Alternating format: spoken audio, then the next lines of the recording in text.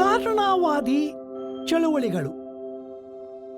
19ನೇ ಶತಮಾನದ ಸುಧಾರಣಾವಾದಿ ಚಳುವಳಿಯ ಚಿಂತನೆಗಳು ಮಹಿಳಾ ಸಮಸ್ಯೆಗಳನ್ನು ಕುರಿತು ಸ್ವಲ್ಪ ಮಟ್ಟಿಗೆ ಹೆಚ್ಚಿನ ವ್ಯಾಪ್ತಿಯಲ್ಲಿ ಚಿಂತಿಸಿದವು. ಪಿತೃಪ್ರಧಾನತೆ ಎಂಬ ಕಲ್ಪನೆಯನ್ನು ನೇರವಾಗಿ ಮಾಡದಿದ್ದರೂ ಆ ವ್ಯವಸ್ಥೆಯ ಆಧಾರ ಸ್ತಂಭಗಳೇ ಆದ ವಿವಾಹ, ಕುಟುಂಬ ಎಂಬ ಸಂಸ್ಥೆಗಳ ನಿಯಮಗಳನ್ನು ಗಟ್ಟಿ ದನಿಯಲ್ಲಿ ಪ್ರಶ್ನಿಸಿ ನಿಂತವು. ಆವರೆಗೂ ಬಂದ ಯಾವ ಚಿಂತನೆಗಳೂ ಇಂತಹ ನಿಲುವನ್ನು ತೋರಿರಲಿಲ್ಲ ಎಂದೇ ಹೇಳಬಹುದು. ಆ ಮುಂಚಿನ ಕೆಲವು ಧಾರ್ಮಿಕ ಚಿಂತನೆಗಳು ವಿವಾಹ ಮತ್ತು ಕುಟುಂಬಗಳ ನಿಯಮಾವಳಿಗಳಲ್ಲಿ ಇರುವ ಕಾಠಿಣ್ಯದ ಬದಲು ದಯೆ, ಕರುಣೆ, ಮೃದುತ್ವ ಎಂಬ ಬದಲಿ ವರ್ತನೆಗಳನ್ನು ಸೂಚಿಸಿದವು ಅಷ್ಟೇ. ಆದರೆ ಸುಧಾರಣಾವಾದಿ ಚಳವಳಿಯ ಚಿಂತನೆಗಳು ಆ ಸಂಸ್ಥೆಗಳ ನೀತಿ ನಿಯಮಗಳನ್ನೇ ಬದಲಿಸುವ, ಭಾರೀ ಬದಲಾವಣೆಯನ್ನು ತರುವ ಕುರಿತು ಮಾತನಾಡಿದ್ದವು. ಜೊತೆಗೆ ಈ ಚಿಂತನೆಗಳು ಕಾರ್ಯಪ್ರವೃತ್ತವಾಗುವ ಕ್ರಿಯಾಶೀಲತೆಯು ಕಾಣಿಸಿಕೊಂಡಿತು ಎಂಬುದು ಈ ಚಿಂತನೆಗಳ ಮಹತ್ವವನ್ನು ಹೆಚ್ಚಿಸುತ್ತದೆ. ಈ ಚಿಂತನೆಗಳನ್ನು ಚಳವಳಿಗಳಾಗಿ ರೂಪಿಸುವ ಹೊಣೆಯನ್ನು ಆ ಕಾಲದ ತರುಣರು ಹೊತ್ತರು. ಅಂದಿನ ಬ್ರಿಟಿಷರ ಆಡಳಿತದಲ್ಲಿ ಅವರದೇ ಆದ ಕಾರ್ಯಸೂಚಿಗಳ ಕಾರಣವಾಗಿಯೇ ಆಗಲಿ, ಭಾರತದ ಆ ಪೀಳಿಗೆಯ ತರುಣರಿಗೆ ಆಧುನಿಕ ಶಿಕ್ಷಣವು ಲಭ್ಯವಾಯಿತು. ಆ ಶಿಕ್ಷಣದ ತರಬೇತಿಯಲ್ಲಿ ಭಾರತದ ಸಾಂಪ್ರದಾಯಿಕ ರೂಢಿ, ಪದ್ಧತಿ, ಆಚರಣೆಗಳನ್ನು ಪ್ರಶ್ನಿಸಬೇಕಿದೆ ಎಂದು ಆ ತರುಣರಿಗೆ ಕಲಿಸಲಾಯಿತು.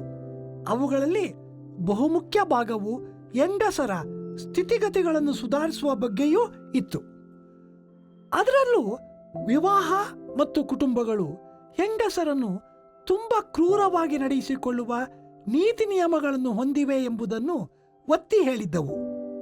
ಇಡೀ ಮಹಿಳಾ ಬದುಕಿನ ಎಲ್ಲ ಸಮಸ್ಯೆಗಳು ವಿವಾಹ ಕೇಂದ್ರಿತವೇ ಆಗಿವೆ ಎಂಬುದನ್ನು ಭಾರತದ ಈ ಶಿಕ್ಷಿತ ತರುಣರು ಗ್ರಹಿಸಿದರು.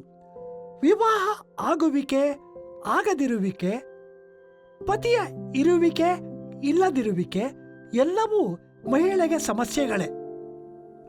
ಭಾರತದಲ್ಲಿ ಸತಿ ಪದ್ಧತಿ, ಬಾಲ್ಯ ವಿವಾಹ, ವಿಧವಾ ವಿವಾಹಕ್ಕೆ ನಿಷೇಧ, ವೇಶ್ಯಾ ಪದ್ಧತಿ, ದೇವದಾಸಿ ಪದ್ಧತಿ ಎಂಬ ಸಾಲು ಸಾಲು ಅನಿಷ್ಟ ಪದ್ಧತಿಗಳು ಇವೆಲ್ಲವೂ ನಿಷೇಧಗೊಳ್ಳಬೇಕು ಎಂಬ ಚಿಂತನೆಗಳಷ್ಟೇ ನಡೆದಿದ್ದರೆ ಮಹಿಳೆಯರಿಗೆ ಏನೂ ಉಪಯೋಗವಿರಲಿಲ್ಲ.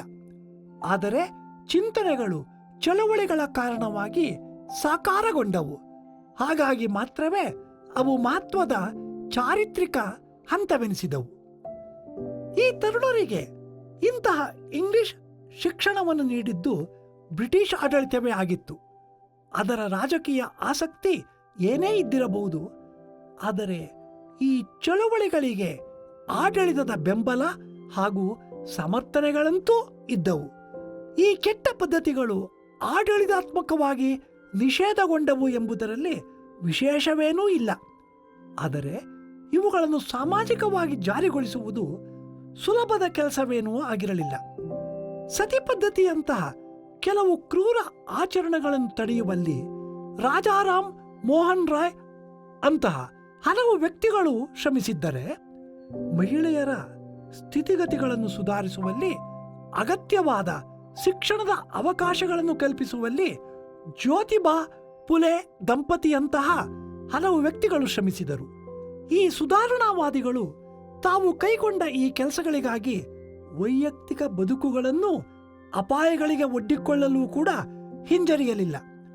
ಮೈಸೂರಿನ ರಾಜಮನೆತನವು ಮೊದಲಿಗೆ ಅರಮನೆಯ ಮಟ್ಟಿಗೆ ಮಹಿಳೆಯರಿಗೆ ಶಿಕ್ಷಣವನ್ನು ಆರಂಭಿಸಿದರೂ ಕ್ರಮೇಣವಾಗಿ ಈ ಶಿಕ್ಷಣದ ಅವಕಾಶಗಳನ್ನು ಸಾರ್ವಜನಿಕವಾಗಿ ಮಹಿಳೆಯರಿಗೆ ವಿಸ್ತರಿಸಿತು. ಮುಂದೆ ಮಹಾರಾಣಿ ಕಾಲೇಜು ಕೂಡ ಆರಂಭವಾಯಿತು. ಈ ಎಲ್ಲ ಪ್ರಯತ್ನಗಳ ಸಕಾರಾತ್ಮಕ ಪರಿಣಾಮಗಳು, ಲಾಭಗಳು ಎಲ್ಲ ಸಮುದಾಯಗಳ ಮಹಿಳೆಯರಿಗೂ ಏಕಪ್ರಕಾರವಾಗಿ ತಲುಪಿತು ಎಂದೇನೂ ಅಲ್ಲ. ಆದರೆ ಜ್ಯೋತಿಬಾ ಫುಲೆ ಮತ್ತು ಸಾವಿತ್ರಿಬಾಯಿ ಫುಲೆ ರೀತಿಯಲ್ಲಿ ಕೆಲವರು ಈ ದಿಸೆಯಲ್ಲಿಯೂ ಸಾಕಷ್ಟು ಪ್ರಯತ್ನಗಳನ್ನು ಮಾಡಿದರು. ವೇಶ್ಯಾ ಪದ್ಧತಿ, ದೇವದಾಸಿ ಪದ್ಧತಿಗಳನ್ನು ತಡೆಯುವ ಅನೇಕ ಪ್ರಯತ್ನಗಳು ನಡೆದವು. ಮುಖ್ಯವಾಗಿ ಈ ಪದ್ಧತಿಗಳಿಂದ ಹೊರಬರಲು ಸಿದ್ಧರಾಗುವ ಮಹಿಳೆಯರಿಗೆ ಅಗತ್ಯವಾದ ಪುನರ್ವಸತಿಯನ್ನು ಕಲ್ಪಿಸುವ ಪ್ರಯತ್ನಗಳು ನಡೆದವು ಎಂಬುದು ಗಮನಾರ್ಹ. ಏಕೆಂದರೆ ಎಷ್ಟೇ ಗಂಭೀರವಾದ ಚಿಂತನೆಗಳನ್ನು ಮಂಡಿಸಿದರೂ ಅವು ನಿಜ ಬದುಕುಗಳ ವಾಸ್ತವಗಳು ಎನಿಸಲು ಆಡಳಿತಗಳ ಸಮ್ಮತಿ ದೊರೆಯುವುದು ಮುಖ್ಯ. ಅದಕ್ಕಿಂತಲೂ ಮುಖ್ಯವಾಗಿ ಹಳೆಯ ರೂಢಿಗೆ ಬದಲಾಗಿ ಈ ಹೊಸ ಅವಕಾಶಗಳನ್ನು ಬಳಸಲು ಹೊರಡುವ ಜನರಿಗೆ ಬೇರೆಯದೇ ಕೆಲವು ಸಮಸ್ಯೆಗಳು ಬರುತ್ತವೆ. ಅಂತಹ ಜನಸಮುದಾಯಗಳಿಗೆ ಬೇಕಾದ ವ್ಯವಸ್ಥೆಗಳನ್ನು ಮಾಡದೆ ಚಳುವಳಿಯ ಹೊಣೆಗಾರಿಕೆಯು ಪೂರ್ಣಗೊಳ್ಳುವುದಿಲ್ಲ.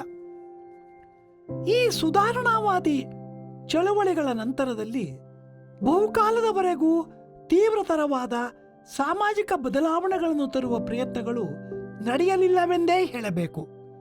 ಸ್ವಾತಂತ್ರ್ಯ ಹೋರಾಟ, ಅದಕ್ಕಾಗಿ ರಾಷ್ಟ್ರೀಯ ಚಿಂತನೆ ಮುಂತಾದವು ಮುನ್ನೆಲೆಗೆ ಬರುತ್ತಾ ಹೋದಂತೆ ಮಹಿಳಾ ಸಾಮಾಜಿಕತೆಯನ್ನು ಕುರಿತ ಚಿಂತನೆಗಳು ಹಿನ್ನೆಲೆಗೆ ಸರಿದು ಹೋದವು. ಬಹುಶಃ ವಿಶ್ವಸಂಸ್ಥೆಯ ಒಂದು ಕಾರ್ಯಕ್ರಮವಾಗಿ ಸಮಾನತೆಯ ಎಡೆಗೆ ವರದಿಯು ತಯಾರಾದದ್ದು, ಅದರ ಸದಸ್ಯರ ಪ್ರಯತ್ನಗಳಲ್ಲಿ ಮಹಿಳಾ ಅಧ್ಯಯನಗಳಿಗೆ ಚಾಲನೆ ದೊರೆತದ್ದು, ವಿಶ್ವಸಂಸ್ಥೆಯು ಮಹಿಳಾ ವರ್ಷ, ದಿನ ಎಂಬ ಜಾಗತಿಕ ಘೋಷಣೆಗಳನ್ನು ಮಾಡಿದ್ದು, ಇಂತಹ ಕೆಲವು ಚಾರಿತ್ರಿಕ ಸಂಗತಿಗಳ ಕಾರಣವಾಗಿ 1974ರ ವೇಳೆಗೆ ಮತ್ತೆ ಮಹಿಳಾ ಬದುಕುಗಳನ್ನು ಕುರಿತ ಚರ್ಚೆಗಳು ಮೊದಲಾದವು. ಸ್ತ್ರೀವಾದಿ ಅಧ್ಯಯನಗಳ ಸ್ವರೂಪ. ಭಾರತದಲ್ಲಿ ಮಹಿಳಾ ಅಧ್ಯಯನಗಳು ಆರಂಭವಾದದ್ದೇ ವಿಚಿತ್ರ ಚಾರಿತ್ರಿಕ ಪ್ರಸಂಗದ ಕಾರಣವಾಗಿ. ಈ ವಿಭಾಗದಲ್ಲಿ ಸೇರಿದ್ದ ಮಹಿಳೆಯರು ಪ್ರಾಸಂಗಿಕವಾಗಿಯೇ ಆದರೂ ಸ್ತ್ರೀವಾದಿ ಚರ್ಚೆಗಳ ಪರಿಚಯವನ್ನು ಹೊಂದಿದ್ದವರೇ. ಹಾಗಾಗಿ ಇಲ್ಲಿನ ಅಧ್ಯಯನಗಳ ಸ್ವರೂಪವನ್ನು ಹಾಗೂ ಕಾರ್ಯವಿಧಾನಗಳನ್ನು ಬಲು ಬೇಗನೆ ಗುರುತಿಸಿಕೊಂಡರು. ಚಳುವಳಿಗಳೊಂದಿಗೆ ಗುರುತಿಸಿಕೊಂಡರು. ಕಾನೂನು ಕ್ರಮಗಳಲ್ಲಿಯೇ ಬದಲಾವಣೆಗಳನ್ನು ತರಲು ಸಾಕಷ್ಟು ಚಿಂತನೆಗಳು, ಅಧ್ಯಯನಗಳು ಹಾಗೂ ಚಳುವಳಿಗಳು ಒಂದಾಗಿ ನಡೆದವು ಮತ್ತು ರಚನಾತ್ಮಕ ಕಾರ್ಯಕ್ರಮಗಳನ್ನು ರೂಪಿಸುವ ಪ್ರಯತ್ನಗಳನ್ನು ಮಾಡಿದವು. ಉದಾಹರಣೆಗೆ, ಸಾಮಾನ್ಯವಾಗಿ ಕಾನೂನು ನಿಯಮಾವಳಿಗಳನ್ನು ಪುರುಷರಿಗೂ ಮಹಿಳೆಯರಿಗೂ ಏಕಪ್ರಕಾರವಾಗಿ ಬಳಸಲಾಗುತ್ತದೆ. ಆದರೆ ಪುರುಷರ ಮತ್ತು ಮಹಿಳೆಯರ ಸಾಮಾಜಿಕ ಸಂದರ್ಭಗಳು ಏಕಪ್ರಕಾರದವಲ್ಲ. ಕ್ರಮವಾಗಿ ಮೇಲು ಮತ್ತು ಕೆಳ ಶ್ರೇಣಿಗಳಿಗೆ ಸೇರಿವೆ. ಹಾಗಾಗಿ ಕಾನೂನನ್ನು ಇಬ್ಬರಿಗೂ ಏಕಪ್ರಕಾರವಾಗಿ ಅನ್ವಯಿಸಿದಾಗ ಮಹಿಳೆಯರಿಗೆ ಸೂಕ್ತವಾದ ನ್ಯಾಯ ಸಿಗುವುದಿಲ್ಲ. ಇದನ್ನು ನಿರೂಪಿಸುವ ಗಂಭೀರವಾದ ಅಧ್ಯಯನಗಳು ನಡೆದವು. ಇದನ್ನು ಆಧರಿಸಿ ಮಹಿಳೆಯರಿಗೆ ಪ್ರತ್ಯೇಕ ಕಾನೂನುಗಳ ಅಗತ್ಯವನ್ನು ಪ್ರಸ್ತಾಪಿಸಲು ಸಾಧ್ಯವಾಯಿತು. ಮಹಿಳಾ ಕಾನೂನುಗಳು ಬಂದವು. ಈ ಎಲ್ಲ ಚಾರಿತ್ರಿಕ ಹಂತಗಳನ್ನು ಹೆಚ್ಚಿನ ವಿವರಗಳಲ್ಲಿ ಹೇಳಲು ಇಲ್ಲಿ ಅವಕಾಶವಿಲ್ಲ. ಆದರೆ ಇವೆಲ್ಲ ಚಾರಿತ್ರಿಕ ಮತ್ತು ಸಾಮಾಜಿಕ ಸಂಗತಿಗಳು ಹಾಗೂ ಘಟನೆಗಳು ವಾಸ್ತವದ ಮಹಿಳಾ ಬದುಕಿನಲ್ಲಿ ಹಲವು ಬದಲಾವಣೆಗಳನ್ನು ತಂದವು. ಆದರೆ ನಮ್ಮ ಪಿತೃ ಪ್ರಧಾನತೆಯ ಚಿಂತನೆಗಳಲ್ಲಿ ಇವು ಹೇಗೆ ಪ್ರತಿಫಲಿಸಿವೆ ಎಂಬುದು ಕುತೂಹಲದ ಪ್ರಶ್ನೆ.